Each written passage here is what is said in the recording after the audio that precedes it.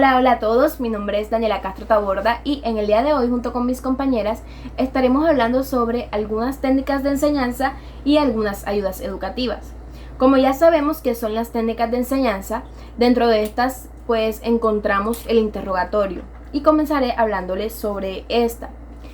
Que el interrogatorio es un método y una técnica que se emplea para diversos fines, tales como la actividad de motivación para dar inicio a una clase o la estrategia.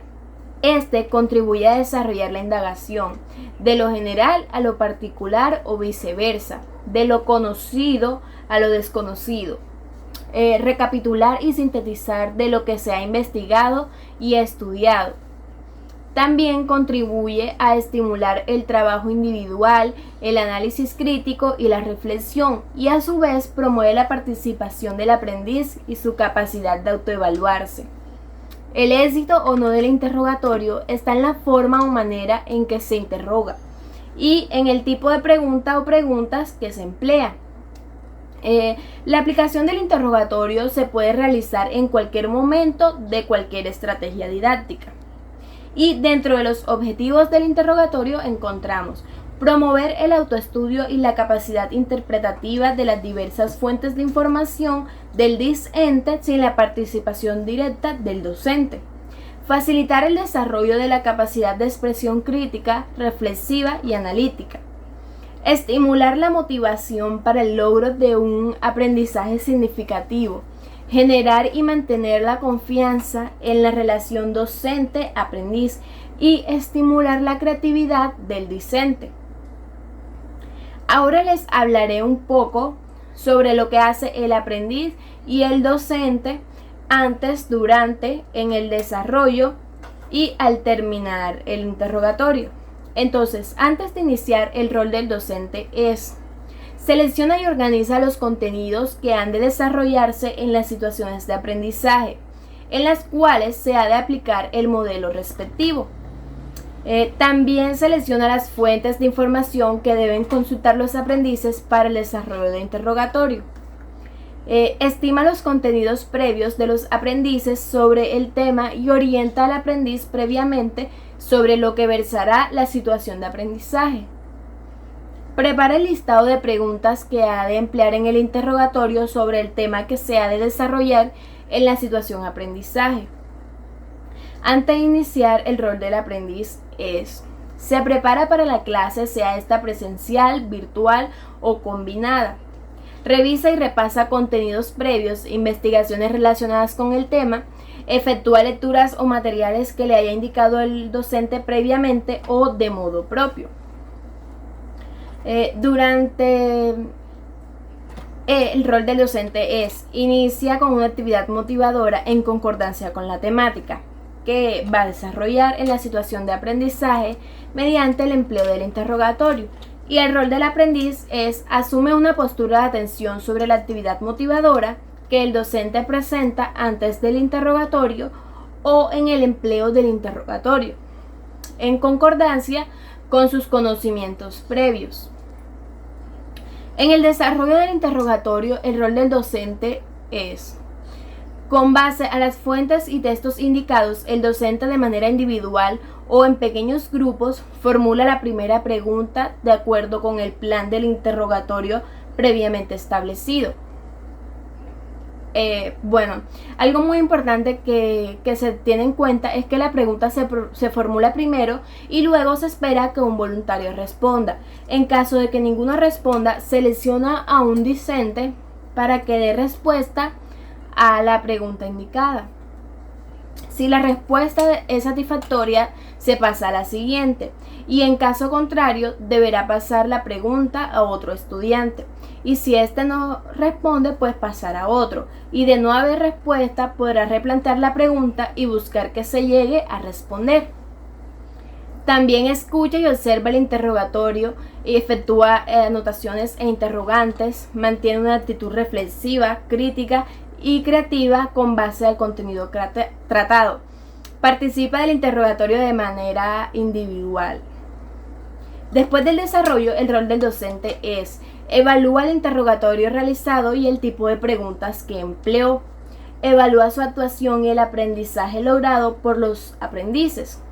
Propone mejoras para las actividades docente-discente y, si es necesario, realiza refuerzo mediante tutorías a los aprendices y en la aplicación más efectiva y eficiente de este modelo. El rol del aprendiz expone en forma oral y escrita sus puntos de vista sobre el tema tratado y la forma en que se desarrolló el interrogatorio. Y los aprendizajes esperados son aprendizaje independiente y autónomo, aprendizaje temáticamente orientado, aprendizaje a través de la comunicación oral y aprendizaje mediante el trabajo individual. Hola a todos, mi nombre es Cindy Gutiérrez y a continuación yo les voy a hablar sobre el ensayo. Bueno, el ensayo es un texto escrito solicitado con mucha frecuencia en el contexto académico universitario. Permite demostrar lo que se ha comprendido y aprendido respecto a un tema particular. Se caracteriza por presentar el punto de vista del autor frente a un tema y defenderlo con argumentos. De esta manera, su propósito es convencer al interlocutor de la postura que el autor asume. Por esta razón, es muy importante tener claras las características al momento de realizarla. Entre las características del ensayo tenemos que es breve su extensión, aunque este puede variar de acuerdo con las pautas que cada docente brinda. Aborda un tema delimitado, teniendo en cuenta la postura de su autor frente a este. Tiene un componente subjetivo, en tanto expone la posición personal del autor, la cual debe planearse de forma clara en la tesis del texto. Tiene un componente objetivo que se evidencia en los argumentos que define la tesis. Para esto, usualmente el autor se apoya en citas, referencias bibliográficas, resultados de la investigación, datos históricos o políticos y referencias epistemológicas o filosóficas. En la estructura del ensayo, generalmente un ensayo se organiza en tres grandes partes: introducción, desarrollo y conclusión. En la introducción tenemos que esta primera parte del escrito se espera que presente el tema o problemática del que trata tu texto y que plantees de manera precisa la tesis respecto a este, es decir, la postura que asumes como autor. Además, es importante que expongas información relevante sobre el tema, de tal modo que contextualices a tu lector y al mismo tiempo despiertes su interés. En el desarrollo, aquí planteas los argumentos que a lo largo del ensayo van a apoyar o a defender la tesis que propusiste en el punto anterior. Generalmente se utilizan diferentes recursos para argumentar, entre ellos ejemplos, comparaciones, citas, datos estadísticos y datos históricos. Hay que tener en cuenta que los argumentos demuestran el dominio que tienes del tema del cual estás hablando y que no se pueden quedar en opiniones sin fundamento. Esto presentan razones que sustentan la tesis. En la conclusión o comentario final, en esta última parte del texto se espera que retomes los aspectos más relevantes de tu argumentación con el objetivo de condensar y reafirmar tus posiciones de manera clara. También es importante que generes reflexión alrededor de la tesis, planeando perspectivas sobre esta. En los pasos para elaborar un ensayo tenemos como primer paso es fundamental delimitar el tema que tendrá tu tesis. Generalmente es sugerido o exigido por el profesor del curso, el cual te está solicitando que escribas el ensayo. Verifícalo en las consignas que recibas. En el segundo paso es necesario investigar sobre el tema, de tal modo que puedas asumir una postura al respecto, que a su vez te permita planear la tesis que defenderás a lo largo del texto. En el tercer paso, Después de terminar el tema de la tesis, realiza un plan de escritura. Este te permite anticiparte qué organización tendrá tu ensayo, cuál y cuánto serán tus argumentos que apoyan tu postura, cuál será el orden de presentación de estos argumentos, cuáles son los posibles contraargumentos que puedan aparecer. En el cuarto paso, escribe la primera versión de tu ensayo. Toma como base el plan de escritura, la estructura de este tipo de texto, la consigna que te da tu profesor y los criterios de evaluación establecidos. Y en el quinto paso, lee tu texto en voz alta con el objetivo de revisarlo y hacer la edición final del mismo. Para este punto, recuerda que puedes consultar a uno de tus tutores. Entre las recomendaciones para realizar un ensayo, hay que recordar que una tesis se caracteriza por planear de manera afirmativa el punto de vista de quien escribió el ensayo. Consulta fuentes de información confiable, por ejemplo, libros o artículos publicados en revistas reconocidas en tu campo de conocimiento. Para demostrar la investigación que realizaste antes del escrito, es necesario que al final de esta elabores una lista de referencias bibliográficas.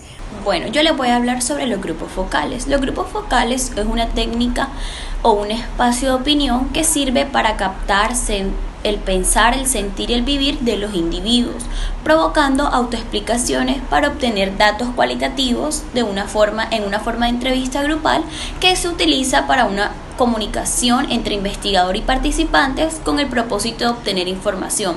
La técnica es particularmente útil para explorar los conocimientos y experiencias de las personas en un ambiente de interacción que permite examinar lo que la persona piensa, cómo piensa, qué piensa y por qué piensa de esa manera.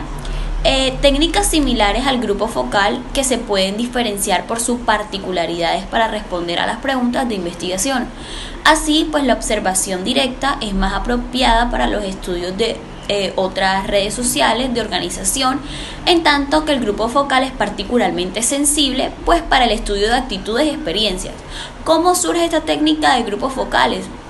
La aplicación de las técnicas de los grupos focales más que todo se llevó a cabo en las áreas laborales, con el propósito de incrementar la productividad y también de favorecer el análisis en la psicoterapia. En las décadas entre los 80 y los 90, un gran número de estudios con grupos focales se realizó en el campo de la mercadotecnia. Esto más que todo fue para evaluar anuncios en la televisión y para el lanzamiento de nuevos productos. En las investigaciones sociales, con el interés de todo esto se centró en programas sociales, educativos y médicos, porque ofrecían la percepción y la perspectiva de clientes, estudiantes y participantes y de todos los participantes en los programas. Los fundamentos teóricos para estos grupos focales es un fundamento en la epidemiología cualitativa. Algunos de estos son: mantener abierto a cualquier novedad que surja en el proceso y explorarla dentro del grupo focal. Focalizar la conversación en determinados temas. Detectar los aspectos ambiguos o no bien definidos que muestren los participantes o que incluso puedan resultar contradictorios. Identificar también los cambios de las descripciones o los significados respecto a ciertos temas en el transcurso de la entrevista colectiva. Ser sensibles con respecto a ciertos temas que pueden afectar a los participantes también. Cuidar las relaciones interpersonales durante la conversación dentro del grupo focal. Lograr que sea una experiencia positiva para todos los participantes al descubrir perspectivas nuevas acerca de sus propias situaciones de vida y entre otras. Las ventajas que tienen estos grupos focales es que es una alternativa para obtener una información de los consumidores sin utilizar herramientas que solo producen datos cuantitativos.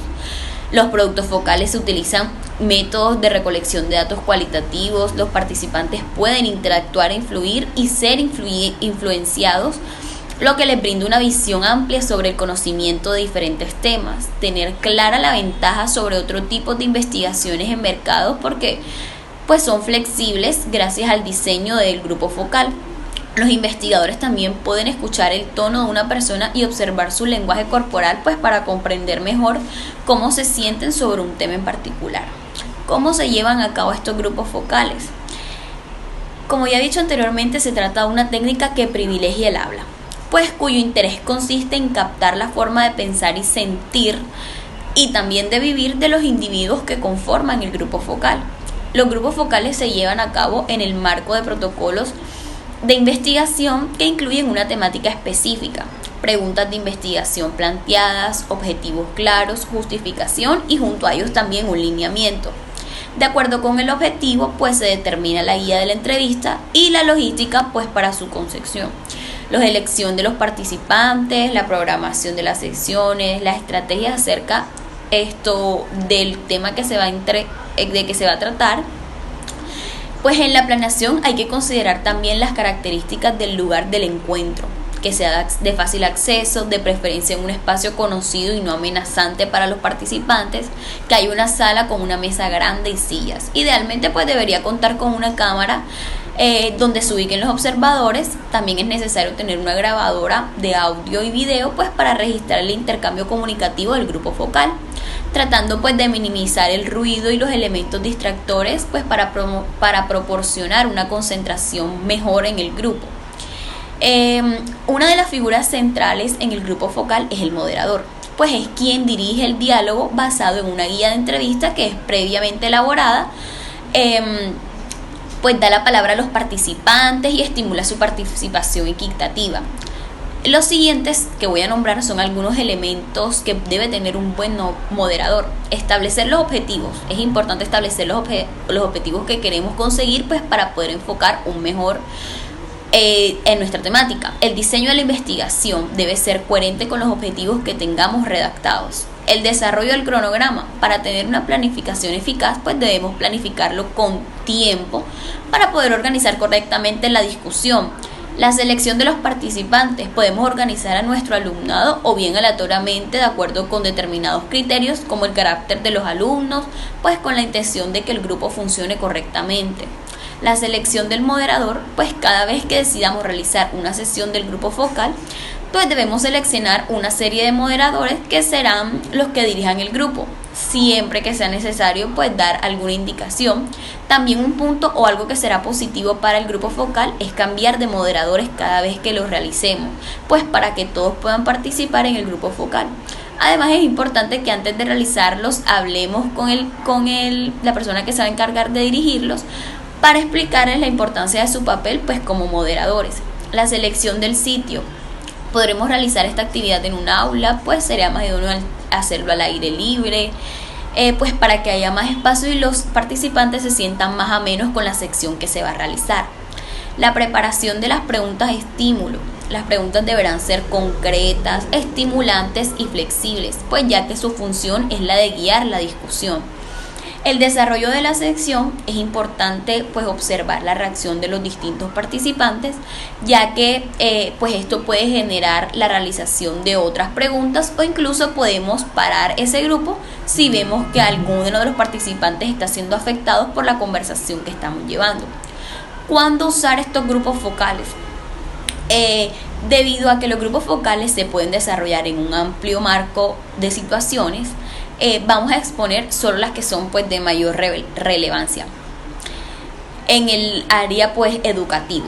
El conocimiento que hay sobre un tema es inadecuado y se requiere formular nuevas hipótesis que hagan avanzar la investigación, igualmente cuando se requiere pues elaborar un cuestionario o mejorar uno que ya existe, descubrir la percepción de otras personas pues respecto a lo que genera o impide un comportamiento, así como la reacción ante diferentes ideas, conductas, productos o otro tipo.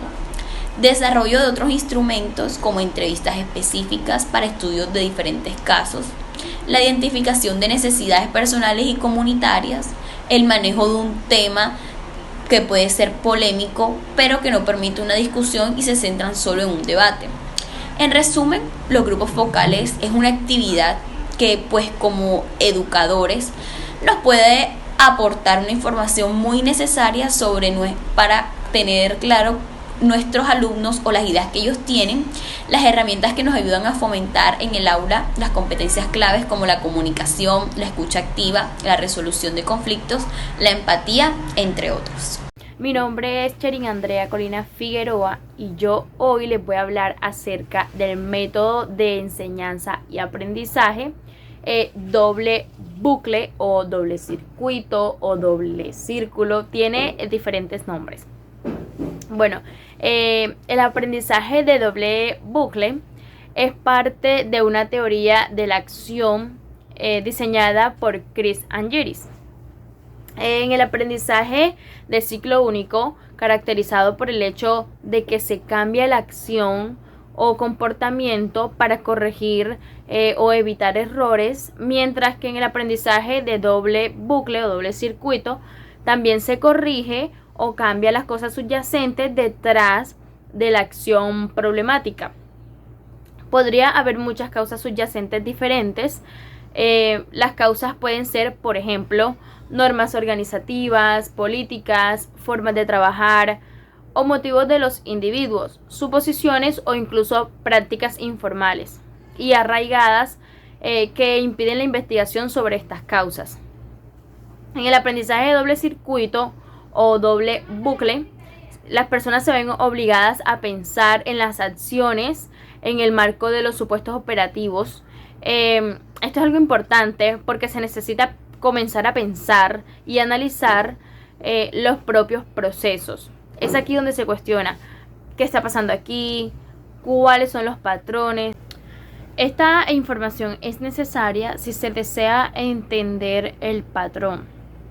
El aprendizaje de doble circuito conducirá a una comprensión más profunda de los supuestos y a una mejor toma de decisiones en las operaciones cotidianas.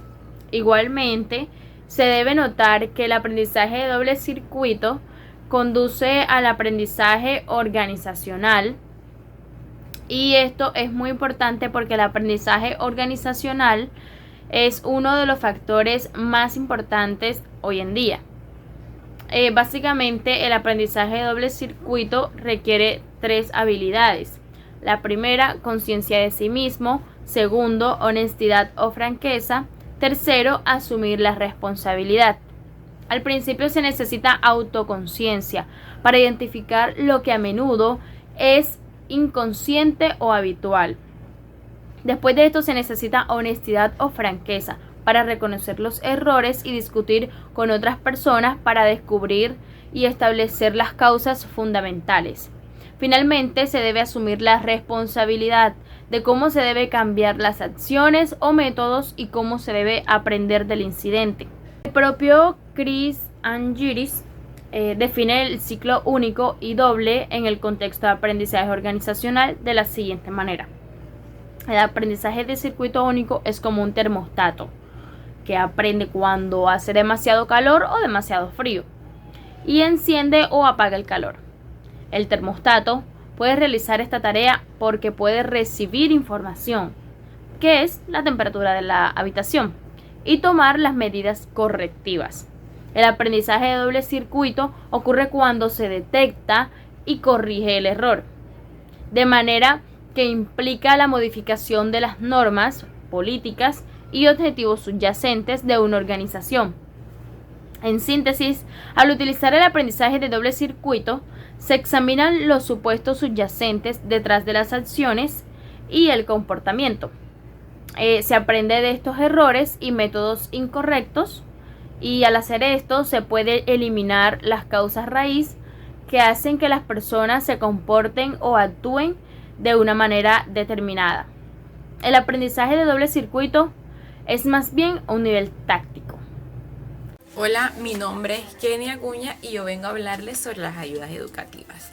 Bueno, las ayudas educativas son herramientas que son diseñadas o elegidas con fines pedagógicos, comunicacionales y didácticos.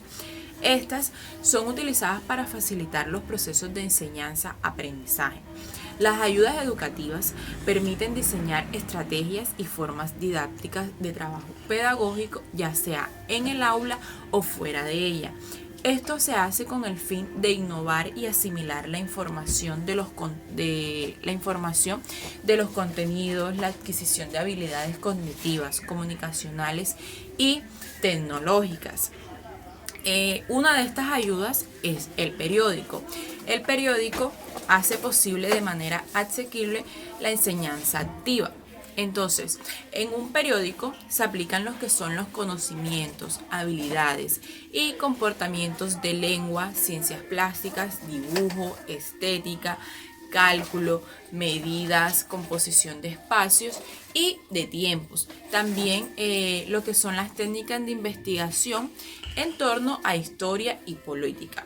Todo ello se hace a partir de actividades de interrelación personal y en grupo, lo que son las entrevistas, contactos, búsqueda de información, planificación, organización y acercamiento a la realidad local, ya sea nacional e internacionalmente. En un periódico se aplican conocimientos, habilidades y comportamientos de lengua, ciencias plásticas, dibujo, estética, cálculo, medidas, composición de espacios y de tiempos, técnicas de investigación y relación con el entorno, historia y política.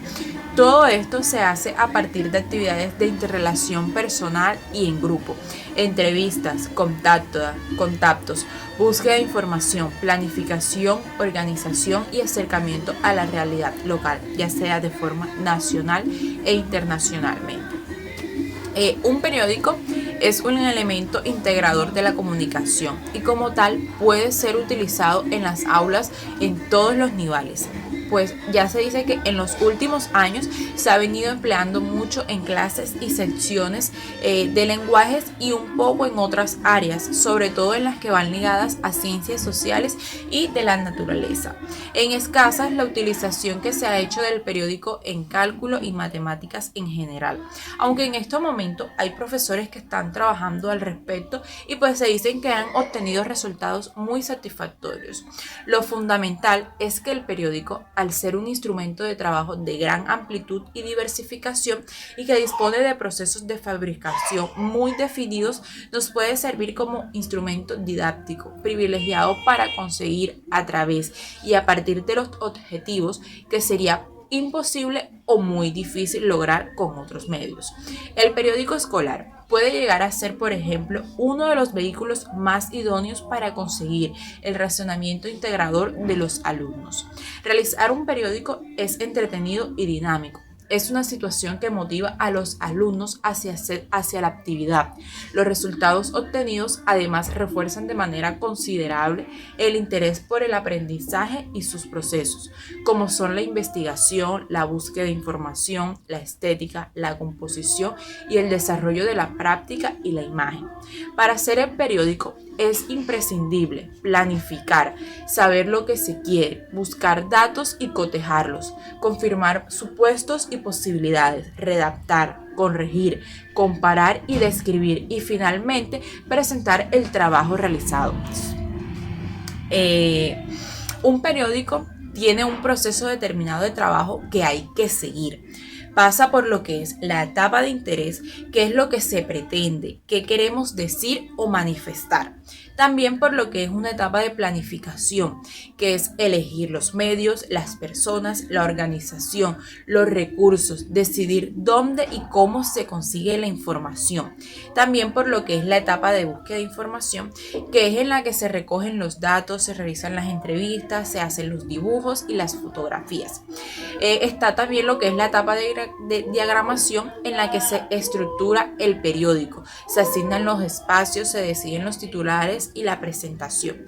Y por una etapa de montaje, que es donde se realiza la matriz del periódico. Y finalmente por lo que es la fase de impresión, según el medio por el que se cuente, la fase de distribución, que también es de vital importancia que realicen los propios alumnos. Continuando con las ayudas educativas, también encontramos las fotografías.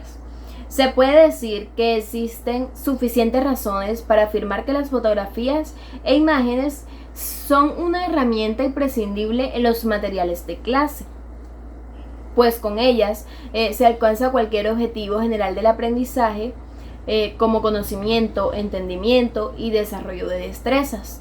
Estas permiten conocer, por ejemplo, un vocabulario nuevo, resultan también una manera más sencilla de entender una regla gramatical, el significado de una palabra, un contenido cultural, etc. Las fotografías pueden ser muy bien aprovechadas para la práctica o el desarrollo de las destrezas comunicativas, ya que fomentan la creatividad, la participación y favorecen la dinámica de la clase. Se garantiza la motivación por su poder de atracción, también despiertan la curiosidad y producen una reacción espontánea y natural, nos guste o no la fotografía que vemos. Se consigue una comunicación auténtica en el aula. Las fotografías son un estímulo visual que provoca sensaciones o recuerdos, también informan, aconsejan, advierte, etc. Estas estimulan la imaginación y la capacidad expresiva, proporcionan oportunidades para comunicar en un contexto real. Además, pueden ser utilizadas en cualquier nivel de aprendizaje con cualquier grupo de alumnos, siempre que se tengan en cuenta aspectos como la edad y también los intereses, y en cualquier fase de la unidad didáctica. También se pueden emplear. Para elegir una fotografía adecuada, lo primero que se debe tener en cuenta es que responda a las necesidades de la clase y a los objetivos didácticos. También es importante la calidad y el tamaño de la fotografía para que resulten atractivas y motivadoras. La elección de una fotografía dependerá en primer lugar de su finalidad. Si la vamos a utilizar para introducir un tema, un nuevo campo semántico, para la práctica de exponentes funcionales, para el desarrollo de las destrezas comunicativas, etc. Debemos buscar fotografías que sean rentables y eficaces para la finalidad que han de cumplir. Aunque no todas las fotografías son válidas para cumplir un objetivo específico, cualquiera de ellas es capaz de provocar distintos temas de conversación. En la actualidad, una buena parte de nuestra comunicación la realizamos a través de fotografías e imágenes. Al parecer, los aprendices de hoy se conectan mucho más con las fotografías que con las explicaciones que son con palabras. Es por eso que se debe utilizar este recurso como un material valioso dentro del aula. Y a continuación diré algunas sugerencias para el uso de fotografías como recurso didáctico. ¿Cómo podemos utilizar las fotografías en el aula? Bueno, las podemos utilizar para introducir un tema. Por ejemplo, si vamos a hablar sobre la alimentación de un país, buscamos imágenes relacionadas con el tema y podemos preguntar a los alumnos qué ves en la imagen, dónde pudo haber sido tomada, qué mensaje expresa, qué detalles tiene que nos ayuda a apreciar lo que quiere expresar esa fotografía. Y los participantes podrán describir lo que ven, se rescatarán las ideas que se asocian con el tema que se está presentando y también pues se utiliza este ejercicio para motivar y emocionar a modo de introducción. ¿Qué se puede enseñar a través de las fotografías? Bueno, la fotografía promueve la observación activa, es decir, enseñar a observar detalles para poder inferir el contexto de la fotografía. Pues como ya les había dicho anteriormente, la fotografía pueden despertar sentimientos, ya que evocan experiencias, emociones y también recuerdos, y esto ayuda a conectarnos con lo que queremos enseñar. Bueno, las recomendaciones son utilizar fotografías de buena calidad. Si son fotografías con derecho de autor, pues no olvidar citar la fuente para evitar plagio y tener en cuenta el objetivo de la clase y con qué intención se está utilizando este recurso. A continuación, yo les voy a hablar sobre el videobeat. Un videoproyector es un dispositivo electrónico que recibe señales de entrada de audiovisuales y emite videos sobre toda la superficie plana, que en la mayor parte de los casos son pantallas apropiadas para la proyección y son de color blanco. Los videobit ofrecen la posibilidad de crear imágenes con gran tamaño a mejor costo que un televisor. e imágenes mucho más grandes. Se debe tener en cuenta que el uso más recurrente del proyector de video son para salas de cine, salas universitarias, en los hogares y en las juntas de las empresas. Entre las características de los videobit tenemos que este tipo de proyectores se caracteriza por tener una gran luminosidad y brillo. Este brillo se mide con lúmenes, la unidad de medida de flujos luminosos. Otro de las características es la distancia de alcance, que se mide en pulgadas. Se trata de la distancia máxima que se puede visualizar sin perder calidad o definición. En cuanto a la resolución, los proyectores digitales ofrecen una proyección con una amplia resolución que se mide en píxeles. Se trata de la cantidad máxima de píxeles que el proyector puede mostrar sin perder la calidad de imagen. Por otro lado, el consumo de los proyectores digitales se mide en watts, igual la energía que necesita este proyector para su funcionamiento. Este tipo de proyectores consta de una lámpara de muy alta intensidad en el interior del cañón. Esta es la encargada de determinar el tiempo de vida que tendrá este proyector. Preferentemente, los proyectores digitales deben estar colocados en una posición fija. Suelen estar instalados en techos y paredes, y es por este motivo que muchos funcionan con control remoto. ¿Cómo funciona un proyector de video? Un proyector de videos utiliza una entrada de fuente de videos que se transmite intermitentemente a una pantalla pequeña. La luz brilla a través de la pantalla y luego es capturada y enfocada por un objetivo o varios objetivos para así ser visualizada en una superficie a una distancia determinada. Entonces, la intensidad de la luz, lúmenes, serán fundamentales para el proyecto de video apropiado dependiendo del lugar de uso. Los diferentes funciones para el videoproyector, tenemos las funciones como el brillo, el contraste, la resolución y la calidad del video. Estos son de gran importancia. Hola, les habla nuevamente Kenia Acuña, pero en esta ocasión voy a hablarles sobre otra ayuda educativa como lo es el retroproyector. Bueno, el retroproyector es un artilugio mecánico que mediante un espejo de aumento y una serie de luces dirige hacia una pantalla vertical la imagen de un objeto o gráfico colocado sobre ella. Para este fin utiliza lo que son los acetatos o transparencias.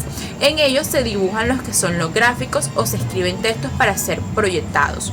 Un retroproyector es una variación de un proyector de diapositivas que se utiliza para proyectar imágenes a una audiencia. El proyector es un gran recurso que se empiezan a utilizar en nuestras clases y que nos ofrece muchas posibilidades en el proceso de enseñanza-aprendizaje. Pero ¿cómo funciona un retroproyector? Bueno, un retroproyector consta de dos partes, la base o caja de luz y la cabeza, que se puede deslizar a lo largo de un soporte. La lámpara productora de rayos luminosos o fuente luminosa se encuentra ubicada en el centro de la base. Los rayos luminosos son dirigidos por medio de un espejo reflector a través de un lente convergente plano convexa que concentra a estos, los cuales alcanzan el lente Fresnel, en la que se concentra nuevamente el haz. Esto pasa a través de la base o placa de trabajo, llegando hasta la cabeza del proyector. Al alcanzar la cabeza, la haz luminosa pasa a través de un lente condensador y llega hasta un espejo inversor, el cual lo proyecta sobre la pantalla y la imagen real aparece en la misma posición en la que tengamos la placa de trabajos, es decir, directa y natural. La cabeza suele llevar un tornillo para poder orientarlo verticalmente para que la proyección sea clara y nítida. Se necesita mucha intensidad de luz, lo cual implica lo cual implica calor, por lo que todos los proyectores llevan una caja, en la caja llevan un ventilador para enfocar la imagen. Todos los aparatos poseen de un tornillo o rueda de fricción que permite ajustar la altura de la cabeza, la cual se desliza sobre el soporte. Bueno, entonces, ¿cuál es el uso de estos retroproyectores en el aula? Uno es que fomenta el uso cooperativo y colaborativo entre los alumnos, mejora la destreza motriz, ayuda a desarrollar los contenidos sistemáticamente, facilita la comprensión de conceptos, estímulos de nuevos aprendizajes. El uso de pizarras digitales nos permite tener todo el material que nos proporciona Internet en el aula y es muy motivador para los alumnos. El proyector es un recurso didáctico de un gran valor educativo, pero como todos los recursos depende del uso que se haga de él mismo. Es importante señalar que su uso requiere de una formación al docente, recursos materiales, ya sea proyector, pizarra digital y material informativo de calidad. El número de alumnos en el aula también coincide a la hora de utilizar este recurso. El proyector es una buena herramienta de trabajo debido a la amplia visualización de los contenidos que al ser más grande permite una participación del grupo de clase. Otro aspecto muy importante es que capta la atención, ya que se puede utilizar proyectando animaciones como es PowerPoint, que hace que el trabajo sea más ameno y agradable. También permite lo que es analizar determinados textos que al ver en gran tamaño pueden ser leídos por todos los alumnos, favoreciendo a los alumnos que tienen más comprensión visual que auditiva. También permite lo que es la autoevaluación, que se dan cuenta de los errores cometidos al compararlos con el de sus compañeros. Bueno, entonces esto fue toda nuestra exposición. Espero que haya sido de su agrado y que todo les haya quedado totalmente claro.